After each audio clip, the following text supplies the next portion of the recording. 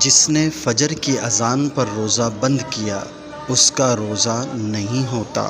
اگر کسی نے سحری نہ کی اور زوال سے پہلے کوئی روزہ توڑنے والا کام بھی نہ کیا ہو تو اس طرح نیت کرے، میں روزہ بند ہونے کے وقت سے روزے دار ہوں، اس کا روزہ ہو جائے گا۔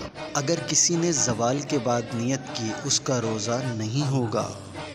رات کو روزے کی نیت کر کے سونے والا اگر سحری کا وقت ختم ہونے کے بعد اٹھا تو بھی اس کا روزہ ہو جائے گا، جبکہ اس نے کچھ کھایا پیا نہ ہو۔ روزے کے لیے سحری شرط نہیں بلکہ سنت ہے۔ روزے میں سر میں تیل لگانے سے روزہ نہیں ٹوٹتا۔ روزے میں سرما لگانے سے بھی روزہ نہیں ٹوٹتا، مگر روزے میں کاجل لگانے سے احتیاط کریں، کاجل کا حکم سرمے سے علیحدہ ہے۔ جی ہاں، روزے میں مسواک بھی کر سکتے ہیں۔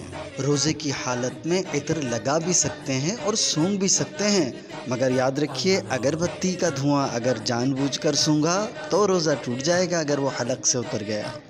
روزے کی حالت میں انجیکشن لگوا سکتے ہیں، روزہ نہیں ٹوٹے گا۔ روزے کی حالت میں ضرورت پڑنے پر ڈرپ بھی لگوا سکتے ہیں، روزہ نہیں ٹوٹے گا۔ روزے کی حالت میں خون ٹیسٹ کرنے کے لیے نکال سکتے ہیں، روزہ نہیں ٹوٹے گا۔ روزے میں اگر چوٹ لگ جائے اور کہیں سے خون نکل آئے تو بھی روزہ نہیں ٹوٹتا۔